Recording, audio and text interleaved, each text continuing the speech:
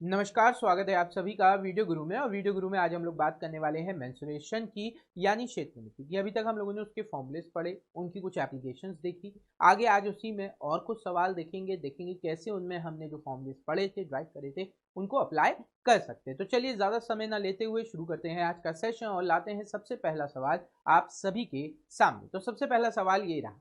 सबसे पहला सवाल कह रहा है the ratio of 3 angles of a quadrilateral are in the ratio 1:6:2। आपको पता है यहां पे आपसे कहा जा रहा है रेशियो जो है वो 1:6:2 का है क्वाड्रिलेटरल। अच्छा, हमें क्या पता था? Sum of all interior angles of a quadrilateral equal to 360। ठीक। The measure of the fourth angle is 45 degree. यानी हम क्या कह सकते हैं, ये x मान ले, ये 6x मान ले, ये 2x मान ले, ये बराबर होना चाहिए 360 माइनस 45। सही। तो यहां से आपने देखा ये हो गया 9x, और यहां से आपने देखा तो ये हो गया 315। ये कितना हो गया? 315। हमने क्या किया, 360 में से 45 हटा दिया। सही। अब हम इसे डिवाइड करें तो हमें सीधे सीधे दिख रहा है 9 से ये चला जाएगा 35 टाइम। 315 में 35 जोड़ूंगा 350 हो जाएगा। तो x की वैल्यू कितनी हो गई? 35। अच्छा, अब क्या कह रहे हैं, what is the difference between the largest and the smallest angle. सबसे छोटे और बड़े एंगल के बीच का डिफरेंस कितना है? अब हमने देखा सबसे बड़े और सबसे छोटे एंगल के बीच का डिफरेंस कितना है, 5 रेशियो का। तो 5 इंटू 35 हमारा आंसर आ गया। 5 इंटू 35 कितना होता है? 175। यानी कि option fourth is the right answer. Option fourth is the right answer. चलिए बढ़ते हैं बच्चों अगली क्लास सवाल की तरफ। अगला सवाल क्या कह रहा है? अगला सवाल कह रहा है sides of a parallelogram are in the ratio 5:4। its area is 1000 square unit, altitude on the greater side is 20 unit, altitude on the smaller side पे। अब पहला तरीका क्या है, ग्रेटर साइड पे जो एल्टीट्यूड है यानी 5x इंटू 20। ग्रेटर साइड पे एल्टीट्यूड यही हुआ, बेस ये हो गया, हाइट ये हो गई। ये बराबर आपको कितने के दिया गया है? 1000 के। ये बराबर किसके दिया गया है? 1000 के। तो अब आपने देखा 20 से इससे डिवाइड किया, 20 इंटू 5 100 होता है, 2 जीरो कैंसिल, x की वैल्यू आ गई 10। 20 इंटू 5 100 होता है, x की वैल्यू 10 आ गई। अगर x की वैल्यू 10 है यानी एक साइड 50 की थी, एक साइड आपकी कितनी हो जाएगी? 40 की।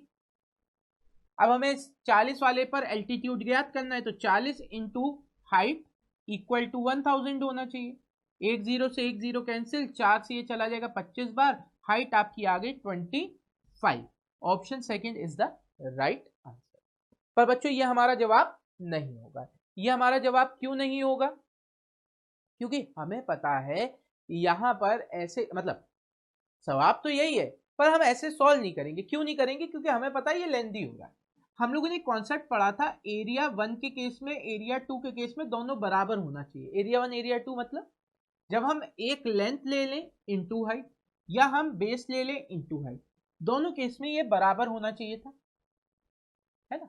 दोनों केस में ये बराबर होना चाहिए, क्योंकि एरिया तो डिपेंड नहीं कर रहा ना, एरिया तो वही रह रहा है, साइड और लेंथ बदल रही है, लेकिन उससे क्या फर्क पड़ रहा है, एरिया तो उतने का उतना ही है। तो अब हमें पता है यहाँ पे हम सीधे लिख सकते थे 5 इंटू 20। एक्स भी लिखने की जरूरत नहीं है, क्योंकि हमें पता है अगर यहाँ पे भी एक्स है वहां पे भी एक्स है, वो कैंसिल आउट ही हो जाएगा। तो 5 इंटू 20 इक्वल टू आपका कितना हो जाएगा? 4 इंटू हाइट। 4 से ये चला गया 5 बार, h की वैल्यू आ गई 25। बस। अब सोचिए कितनी आसानी से और कितनी जल्दी हमने कर दिया। अब बढ़ते हैं अगले सवाल की तरफ, देखते हैं अगला सवाल क्या है आप सभी के लिए। अगला सवाल कह रहा है in a parallelogram the length of adjacent sides are 9 centimetre and 12 centimetre. क्या कहा जा रहा है? एक पैरेललोग्राम में जो लेंथ है एडजेसेंट साइड की, the length of the adjacent sides are 9 centimetre and 12 centimetre. ठीक। यानी कि आपसे कहा जा रहा है ये पैरेललोग्राम है, एडजेसेंट साइड यानी जो बगल वाली है, तो ये 9 ये 12, ये कहा जा रहा है distance between the shorter side is. अब शॉर्टर साइड के बीच का जो डिस्टेंस है, परपेंडिकुलर डिस्टेंस, ये आपको 16 दिया गया। ये आपको कितना दिया गया है? 16 दिया गया है। Find the distance between the longer side. अब आपसे कहा जा रहा है ये डिस्टेंस ज्ञात करो, निकाल सकते हो। बात तो वही बन गई ना, फिर से वही वाला केस बन गया। तो आपको पता चला 9 इंटू 16 बराबर होना चाहिए 12 इंटू एच के।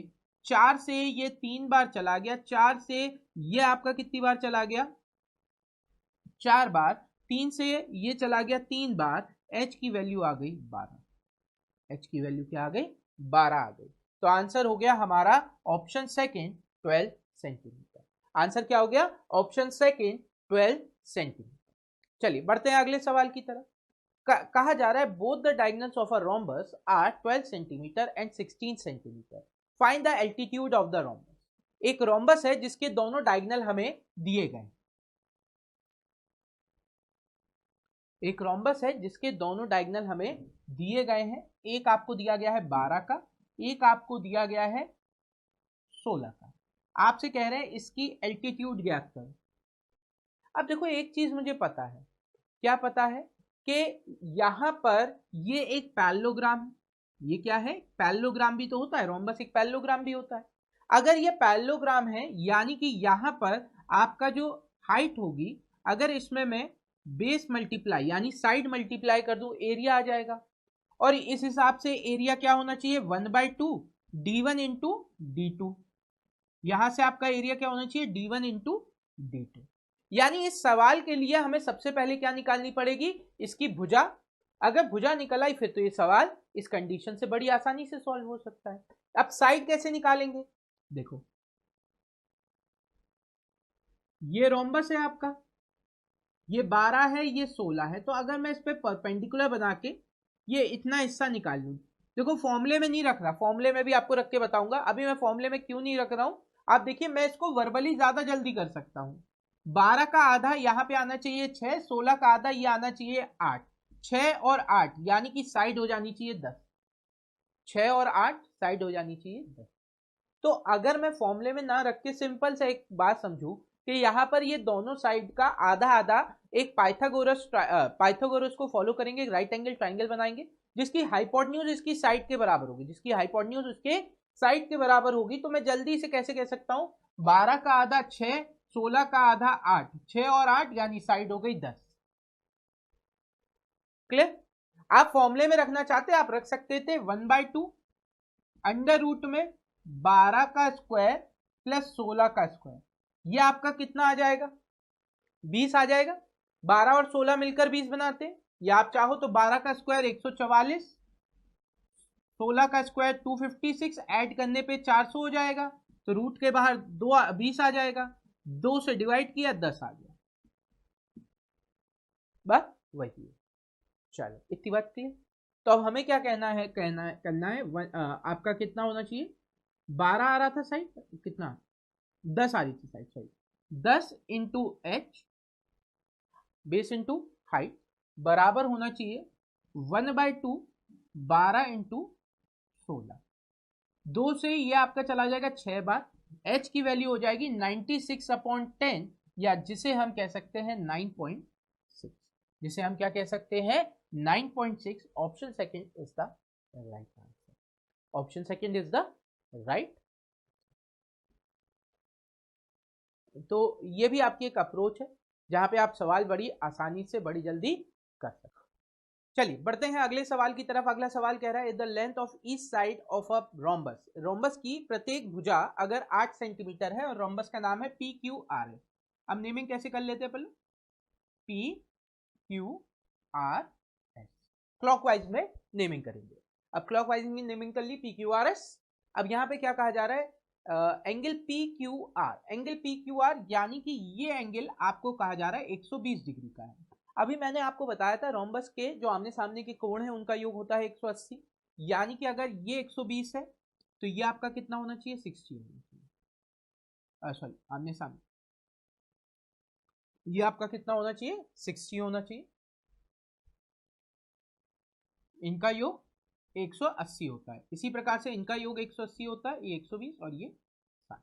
इस तरीके से चलेगा, ठीक है ना। इस तरीके से ये इसके एंगल्स बन जाएंगे। आप कह रहे हैं then what is the length of Q S, Q S की लेंथ आपको ज्ञात करनी है। QS की लेंथ आपको ज्ञात करनी है। आपको मैंने क्या बताया था, जब भी किसी रोम्बस के 60 डिग्री के सामने वाला भुजा का डायगोनल पूछा जाए या 60 डिग्री के सामने वाला डायगोनल पूछा जाए तो वो हमेशा a के बराबर होता है, और 120 डिग्री के सामने वाला पूछा जाएगा तो वो डायगोनल हमेशा a√3 होता है। हम लोगों ने ड्राइव भी करके देखा था, ये हम लोगों ने जब फॉर्मुलेस पढ़े थे तब ये ड्राइव भी करके देखे थे कैसे होता है। तो अभी QS पूछा जा रहा है, QS किसके सामने है, 60 डिग्री के सामने है, तो इसका आंसर क्या हो जाएगा, 8 हो जाएगा। अब देखो जल्दीबाजी में हम लोग 8√3 भी लगा सकते थे, अगर हम फिगर नहीं बनाते तो हमारे दिमाग में क्या आता है बात, हमारे दिमाग में बात आती है 120 डिग्री पूछा दिया गया है, इसके सामने वाला कोण कितने का होता है, डायगोनल पूछा जा रहा है, तो 8√3 आंसर पर गलत है। अगर हमको ये कॉन्सेप्ट पता है तब हमको यहाँ पे क्या पता होगा कि 120 पी, इसको नेमिंग थोड़ा सा और अच्छा करते हैं ताकि QS से आ जाए, PQRS है तो ये PQRS कर लेते हैं। फायदा क्या होगा, PQRS क्लॉकवाइज ही करा हमने, अब ये 120 है तो आपको पता चला QS ये वाला डायगोनल होगा, और अगर ये 120 है तो इसके सामने वाला एंगल होता है 60 डिग्री का, अब एडजेसेंट वाला है ना। तो आपसे क्या कहा जा रहा है, एक्चुअली में 60 डिग्री के सामने वाला डायगोनल ज्ञात करो, और 60 डिग्री के सामने वाला डायगोनल 8 के बराबर हो, क्योंकि अगर ये 60 है तो ये डिग्री भी 60 डिग्री, ये भी 60 डिग्री, दोनों भुजाएं बराबर है, आइसोसेलेस ट्रायंगल, यानी ये आपका क्या बन गया, तीनों अगर 60 डिग्री के हैं आपका एक इक्विलेटरल ट्रायंगल बन गया, तीनों भुजाएं बराबर, 8 8 8 हो गया, तो आंसर हो गया ऑप्शन थर्ड। चलिए बढ़ते हैं अगले सवाल की तरफ। अगला सवाल कह रहा है the width of a rectangular hall is 3/4 of its length. क्या बोला जा रहा है कि जो L है, जो सॉरी विड्थ है यानी चौड़ाई है B, वो 3/4 है L की, यानी अगर L 4x होगा तो B कितना होगा 3x, यही कहा जा रहा है। If the floor area is 768, floor area क्या हो जाएगा, 4 3 जा 12x², आपको दिया गया है 768, आपने 12 से इसे डिवाइड किया, 12 6 जा 72, 4 बचा 48, 12 4 जा 48, x² 64 के बराबर, x की वैल्यू आ गई 8, ठीक, x की वैल्यू आ गई 8। What is the difference between the length and width of the hall, length और विड्थ के बीच का डिफरेंस कितना है, सिर्फ x का है, सिर्फ x का है, x का मतलब 8, तो आंसर हो गया, रेशियो लगा दिया ना, लेंथ और ब्रेथ 4:3 में है, यानी इनके बीच में एक रेशियो का डिफरेंस है, 1:8 के बराबर हमने निकाला है, तो आंसर हो गया 8। Option 1 is the right answer, option 1 is the right answer. Clear, चलिए बढ़ते हैं अगले सवाल की तरफ। अगला सवाल क्या कह रहा है, अगला सवाल कह रहा है a rectangular ground which is 60 metre long and 40 metre wide. क्या कहा जा रहा है, एक रेक्टेंगुलर ग्राउंड है, ठीक, जो 60 मीटर लॉन्ग है और 40 मीटर वाइड है, 60 मीटर लंबा है, 40 मीटर चौड़ा है। फिर क्या कहा जा रहा है, is surrounded by a 5 metre wide road. अब कहा जा रहा है इसके चारों तरफ 5 मीटर चौड़ी सड़क बना दी जाती है। If the expenditure of constructing 1 square meter is 1000, how much will it cost to make the entire road? अब आपसे क्या कहा जा रहा है कि अगर यहाँ पे इस रोड को बनाने का खर्चा 1000 रुपए है 1 स्क्वायर मीटर का, तो पूरे का कितना होगा। देखो अब हमने यहाँ पे क्या सीखा था, जब भी कभी ऐसे बाहर रोड बनती है तो इसका एरिया ऑफ आउटर वाले के केस में क्या हो जाता है, L + B + 2W × 2W। तो इस हिसाब से क्या होना चाहिए, 40 + 60 + 10 × 10, तो यहां से आपका 110 यानी 110 आ जाएगा, 00 आ जाएगा, 110 और 10 का मल्टीप्लाई। इसमें हमें कितने का मल्टीप्लाई करना है, हमें पता है इतने स्क्वायर फीट की चौड़ी रोड है, रोड का एरिया आ गया, और एक के लिए आपको 1000 का मल्टीप्लाई करना है, तो इतने के लिए मल्टीप्लाई कर दिया 1000 का। आंसर क्या आ गया, option third is the right answer, option third is the right answer. चलिए बढ़ते हैं अगले सवाल की तरफ, देखते हैं अगला सवाल क्या है। अगला सवाल कह रहा है rectangular field whose sides are 50 meter and 40 meter has two straight road of width 2 meter and connects the opposite side, find the area of the road. क्या कहा जा रहा है कि आपके पास कोई एक रेक्टेंगुलर फील्ड है जिसकी भुजा 50 और 40 सेंटीमीटर 40 मीटर की है, 50 मीटर और 40 मीटर की। अब आपसे कहा जा रहा है यहाँ पे एक स्ट्रेट रोड बनी है, ठीक है, 2 straight road of with 2 metre connect the opposite side. अब अपोजिट साइड वो कनेक्ट कर रही हैं, चाहे आप ऐसे कनेक्ट करवा लो, चाहे आप ऐसे कनेक्ट करवा लो, बात वही रहेगी। कैसे भी कनेक्ट करवा लो, आपकी जो रोड्स बनेंगी वो उनका जो आंसर आएगा वो सेम आएगा। और वो आंसर क्या होगा, जब भी इस तरीके का सवाल आता है तो हमारा फॉर्मूला क्या वर्क करता है, L plus B minus W into W. L plus B minus W into W, तो इसका अब आंसर रखेंगे तो क्या हो जाएगा, 50 प्लस 40 माइनस का 2 इंटू 2। 50 प्लस 40 आपका हो गया 90, 90 माइनस 2 88, 88 का दुगना आपका हो जाएगा 176, यानी 50 प्लस 40 माइनस 2, 50 प्लस 40 90, 90 माइनस 2 88, 88 का दुगना 176, यानी कि आंसर आ गया ऑप्शन थर्ड 176। चलिए, तो ये भी हो गया। बढ़ते हैं अगले सवाल की तरफ, देखते हैं अगला सवाल क्या है आपके लिए। अगला सवाल कह रहा है find the area of the square whose diagonal is 12√2 centimetre. आपसे कहा जा रहा है आपको एरिया फाइंड आउट करना है, find the area of the square whose diagonal is 12√2, यानी ये डायगोनल आपको दिया गया है 12√2। आपको क्या करना है, एरिया फाइंड आउट करना है। इसका एरिया फाइंड आउट करने के दो अप्रोचेस बनेंगी। पहला, हमें पता है d जो होता है वो a√2 के बराबर होता है, तो 12√2 बराबर हो जाएगा a√2, √2 से √2 कैंसिल हो गया, a की वैल्यू आ गई 12, √2 से √2 कैंसिल हो गया, a की वैल्यू 12 आ गई, और a का स्क्वायर आपका हो जाएगा 144, यानी एरिया आ गया 144। Option 1 is the right answer, option 1 is the right answer. चलिए बढ़ते हैं अगले सवाल की तरफ, देखते हैं अगला सवाल क्या है, या इसकी एक और अप्रोच बनती है। चलो एक अप्रोच और बनती है, क्या अप्रोच बनती है कि area is equal to D square by 2। हम लोगों ने पढ़ा था area is equal to D square by 2। ये कहां से बना, क्योंकि हमें पता है रोम्बस का एरिया होता है 1/2 d1 d2। अब स्क्वायर भी एक रोम्बस है, पर इसकी डायगोनल्स क्या हो जाते हैं, बराबर हो जाते हैं, क्योंकि इसके इंटरनल एंगल्स 90 डिग्री पर होते हैं। तो अगर डायगोनल्स इसके बराबर हैं, यानी ये हो जाएगा 1/2 d इंटू डी, यानी डी स्क्वायर बाय 2।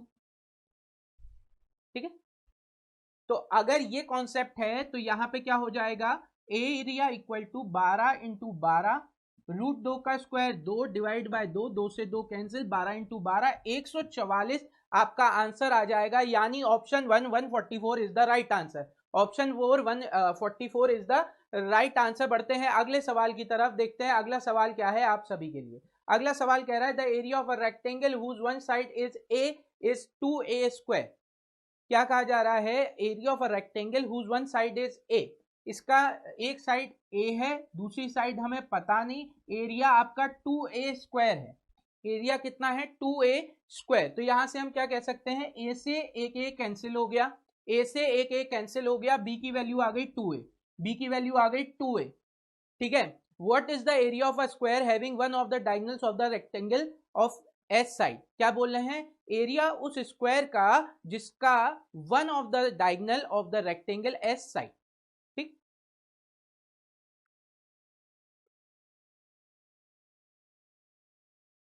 ओके, तो इसका डायगोनल हमें निकालना पड़ेगा। क्या कहा जा रहा है कि रेक्टेंगल का जो डायगोनल आएगा, रेक्टेंगल का डायगोनल क्या हो जाएगा, ये a है, ये 2a है, तो डायगोनल क्या हो जाएगा, अंडर रूट में a square plus 4a square, यानी कि √5a, √5a इसका डायगोनल आ जाएगा।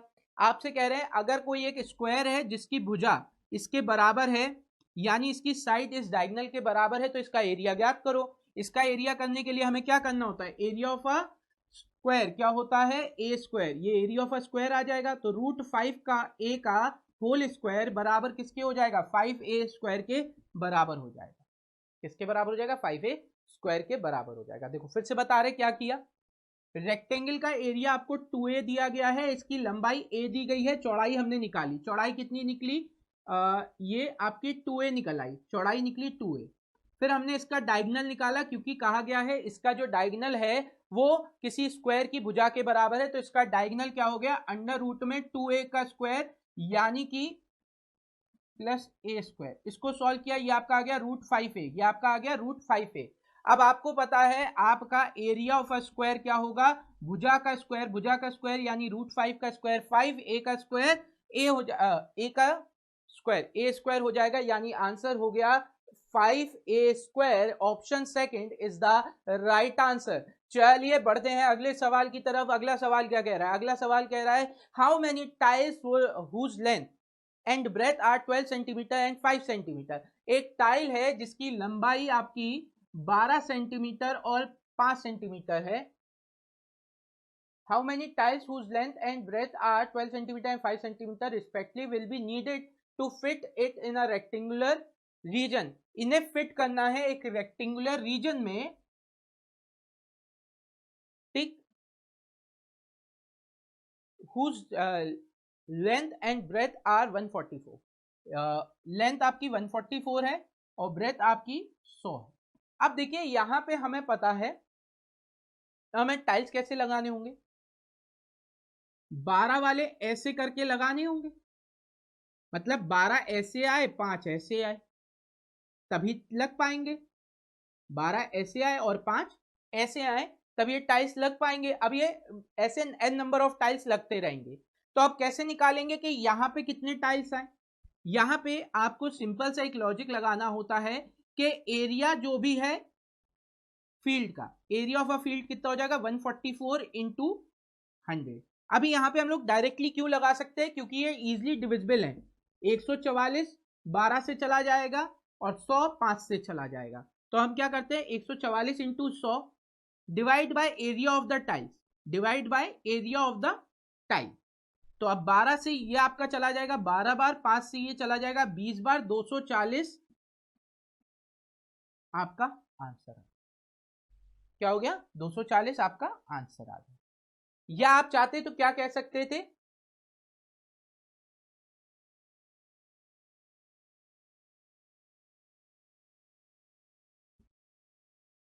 अच्छा हाँ, तो या आप चाहते तो आप क्या कर सकते थे, कहते 100 में है 5 से डिवाइड कर दो, क्योंकि 5 वाले सब इसको कवर करेंगे। 5 से कितने ऐसे हो गए, ऐसे लंबाई में चाहिए 20 टाइल्स, ऐसे चाहिए आपको 20 टाइल्स। अच्छा 144 यहाँ है, इसमें कितने से 12 वाले से कवर होगा, यानी आपको लेंथ वाइज कितने चाहिए 12, चौड़ाई वाइज चाहिए 20, लंबाई वाइज चाहिए 12। तो आपका केस क्या बना 20 इंटू 12 के स्लॉट में बनने चाहिए, 20 इंटू 12 यानी 240 आपका आंसर हो जाएगा। क्लियर। चलिए अगले सवाल की तरफ बढ़ते हैं। अगला सवाल क्या कह रहा है, in a trapezium A B C D. एक ट्रेपेजियम है ए बी सी डी,